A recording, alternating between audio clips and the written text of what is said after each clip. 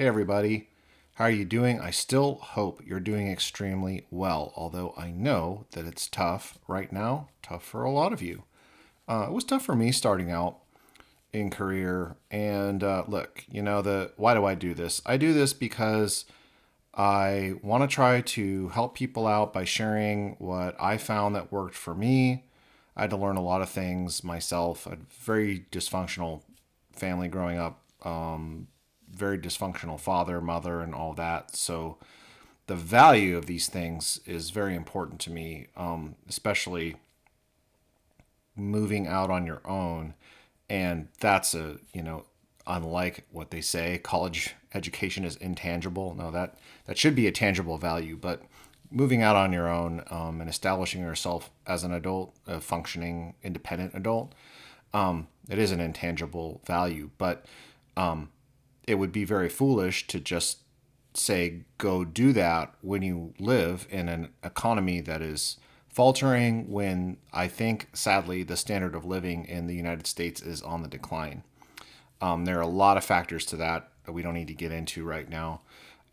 But back in the old days, right, this was seen as almost a rite of passage that when your parents would kick their kid out when they turned 18, it's time for you to go and stand on your own 2 feet and sink or swim. And I would think that would be a very cruel thing to do today, unless you want your child to be sleeping under a bridge somewhere. That's the reality of it today, because I know a lot of professionals who can't find work right now. So there's a lot of memes and a lot of kind of positivity prawn floating around about entrepreneurship, and I believe in it, but it's not the most efficient way to be independent and have an income now, right? So to own a business, to start something, there's sweat equity you have to put into that. There's a lot of trial and error and a lot of investment in time as well as your own money that you're going to need to do in order to get a business off the ground. So we know that YouTube is full of the outliers. The outliers get a lot of attention, and a lot of these outliers are just straight up frauds, right? You don't know.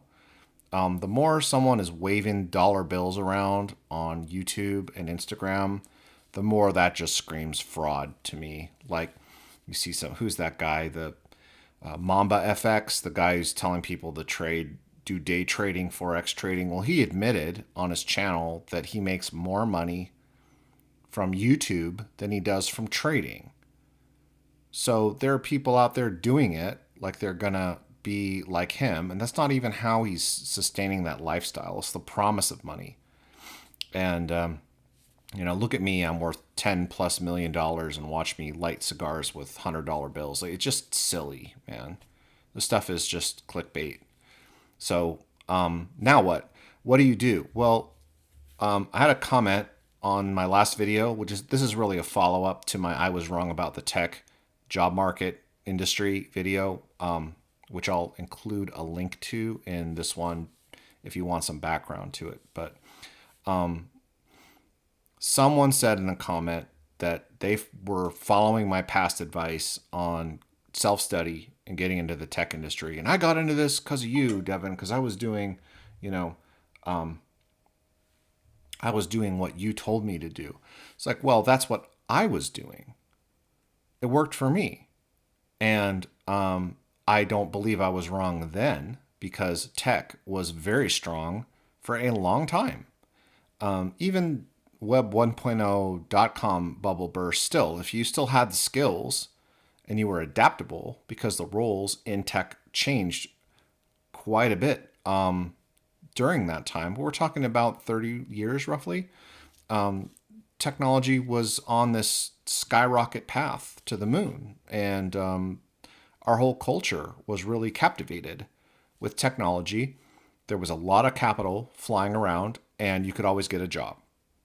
And what did I do? Well, I kind of was conditioned to go be a doctor. I'd never had a passion for medicine or anything, so I got the pre-med route at university, did all the right things, right? Got good grades, go to university, got good grades, and naive. Sounds naive now, but you mean being in medicine is being in hospitals and being around sick people all day. And if you don't have a passion for that, you're going to hate it. You're going to hate your life. So, but I burned out too, burned out on studying and all that. So needed something and marketable skills, right? And so I self-studied and got my foot in the door with tech, and the salaries were really very good.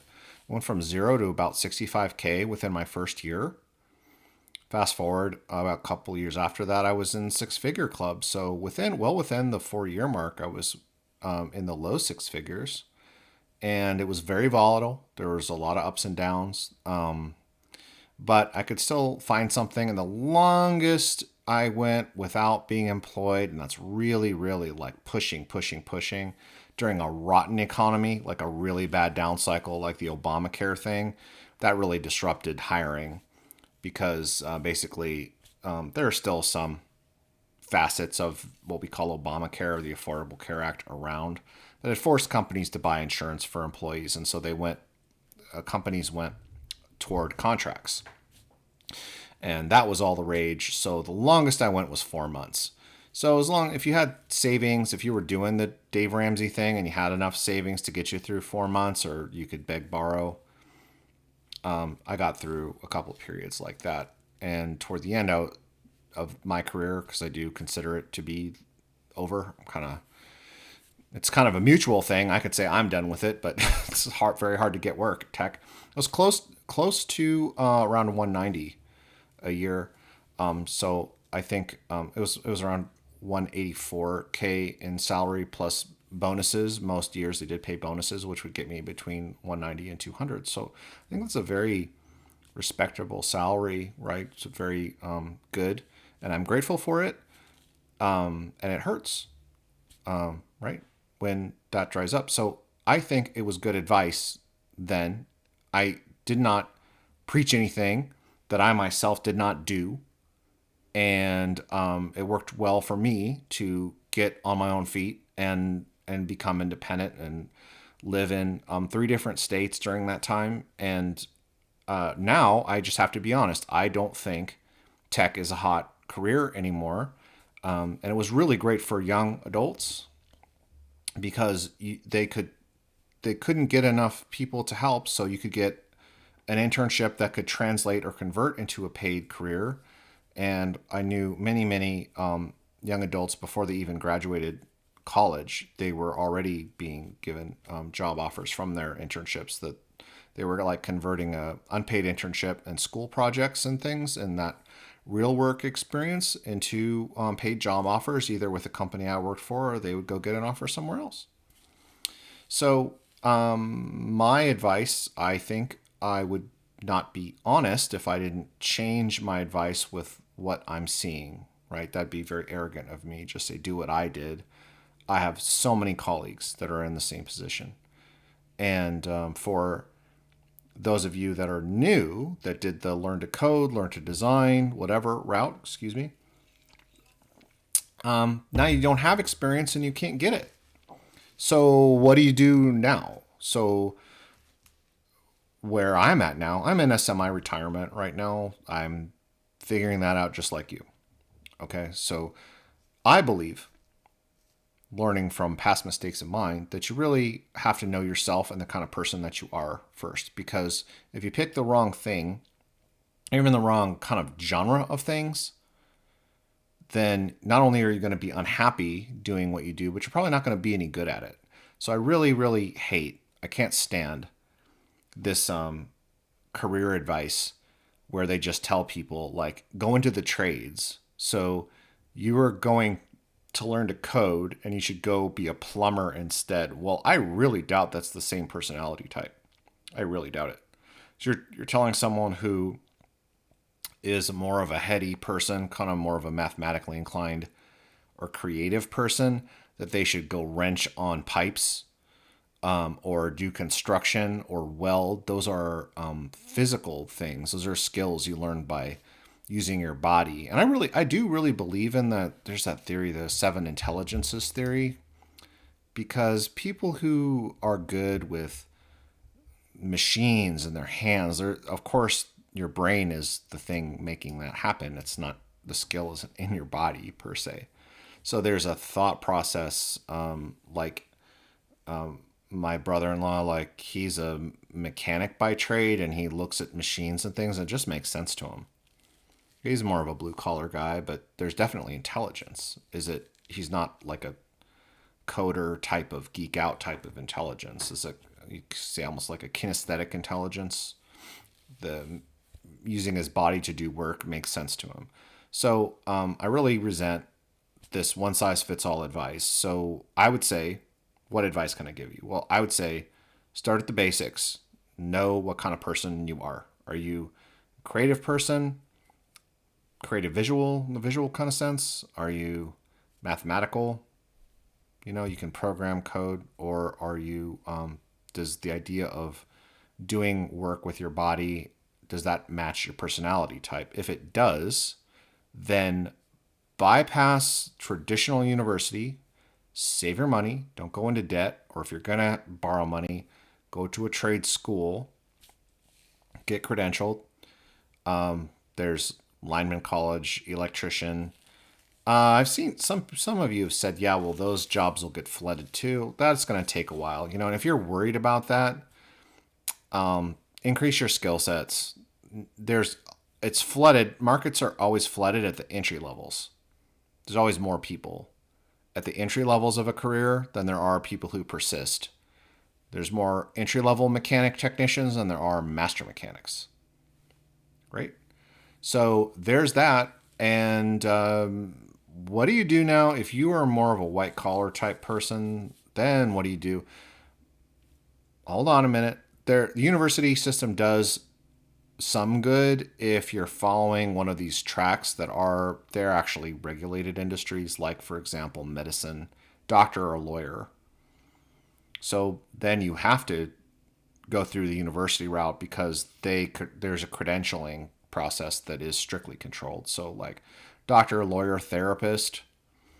So you need to go to school for those things. If you're going to be a therapist, master's degree, and you need clinical experience. So university, the big mistake was not that universities were bad. It was that they were advertised as a cultural good for everybody. That was Bill Clinton, Al Gore. They were all about that. Subsidizing this. Joining the military was not about joining the military. It was about money for college. Everyone just needs to go to college. You have Fannie and Freddie guaranteeing loans so that everyone can go to university. So everyone has a degree, so a degree isn't worth anything. So not everybody needs to go. You do need to do something, but not everybody needs to go. But I'd say if you're more of like kind of a heady person in the traditional sense, there are some careers, doctor, lawyer, accounting. AI might bite into some of that. I don't think AI is likely to bite into the doctor role because it's not approved, government approved to give the advice, nor should it be. There's too many mistakes in AI. But to replace a doctor or a surgeon, I really doubt it. So if it's something that requires the credential, you can go and get the credential. And big libertarian that I am, you could work for the government. Oh, I'm contradicting myself. Well, no, I'm not. I mean, the government is there. Whether I philosophically agree with it or not doesn't mean that the market is yet allowed to fill those roles, right? Like, okay, well, I can do the philosophical exercise. Like, do I think privatizing the public parks might be a better way to go? Possibly, but look, the government still monopolizes certain roles, and it's not going anywhere. Those roles are still there, and it is available for you if you want to, say, become a police officer, or building inspector, teacher, perhaps. Again, if you think it would be a good fit for you, why? Well, because the government is bloated. They're very slow to shrink. Tends to grow and get subsidized and bailed out by the federal government. And what do you get? You get a salary which is often based on the level of education that you have. So my mom was a public school teacher. She taught high school for, I think, close to 20 years. Taught the same lesson plan, didn't have to change. There was no panic to learn a bunch of new things. You literally teach the same thing every year. Benefits.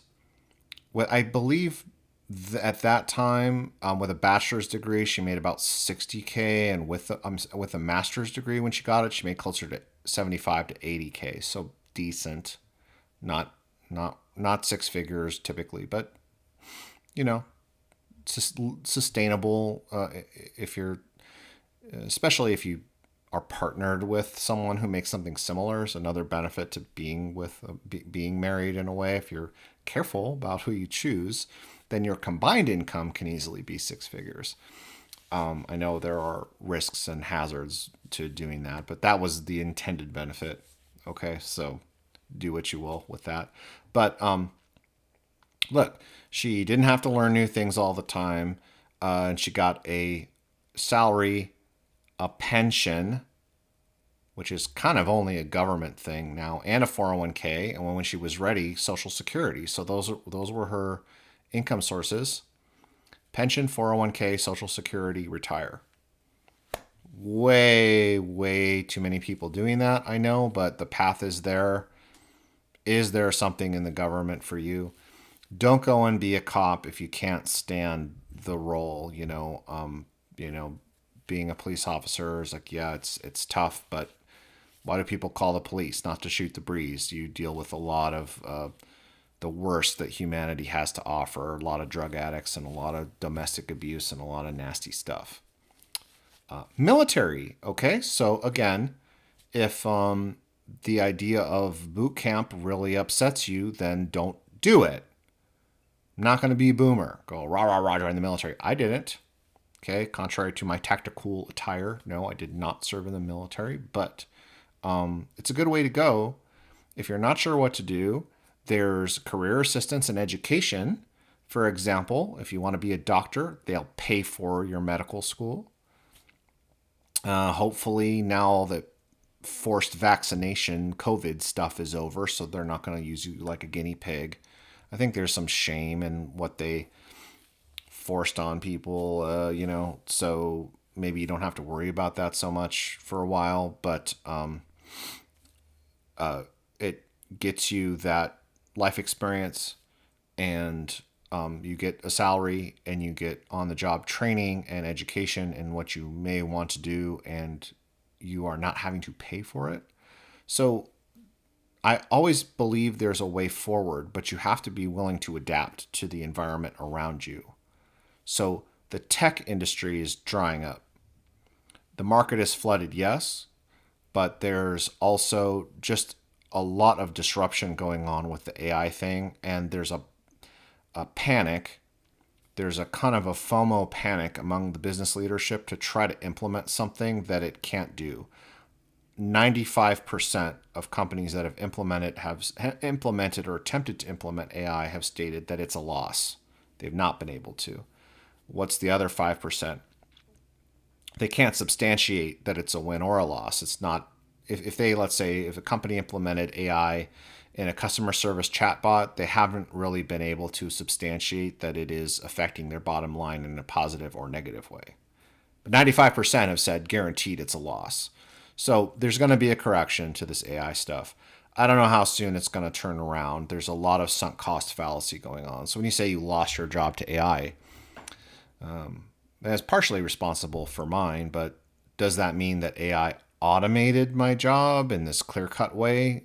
Not exactly, no. There's a lot of upheaval going on in tech, a lot of laying people off, and a lot of disruption and a lot of confusion. So this, has really affected the hiring market. Companies don't know what they're looking for anymore, and AI has eaten the resume hiring, resume scanning process, and then now the resume writing process has to then adapt to that, so you kind of have to now. You kind of have to use AI and resume writing tools to help keyword stuff your resume to fit the job description, because or or else if you don't, then it's just going to get scrubbed out. No one's going to look at it. So it's I can't recommend it. Okay. You could maybe ride the wave if you want to be like an AI implementation specialist for however long that lasts. But I'm seeing these certifications and things pop up for like, AI implementation project manager or AI specialist. But I would not recommend going and getting one of those and paying one of those. I don't think the jobs are going to be there. I don't think these companies know what they want. So there you go. It's trades, maybe government. Does government need to get any bigger? No, but it's not getting any smaller, a lot smaller anytime soon. So you might as well take advantage of it. And of course, where are you in life? If you are in your 20s and your parents are supporting you, you might as well pursue the dream. You might as well pursue the Shopify site you're working on, the YouTube channel you're working on, something that makes you happy. Yeah, go work on your DJ stuff. Go be a DJ. Go be a musician. You might as well. This is the economy that we're inheriting. It makes me really, really sad to see this country kind of fall from grace in this way. But, you know, I hope not. Pray to God not. But is this country becoming third world? Are you going to be seeing, 4 families to a house? That's how they do it in poor countries, is people sleeping on the floor. You'll see, 6 people sleeping on the floor. No one has privacy is the first thing that goes. This notion of personal property, personal space, and standard of living just, kind of race to the bottom in that way. And what are you going to do to sustain yourself? Where are the last pockets of areas where you can self-educate or get educated and still have an income and a decent life for yourself? Let me know what you think, and have a great day. Thanks.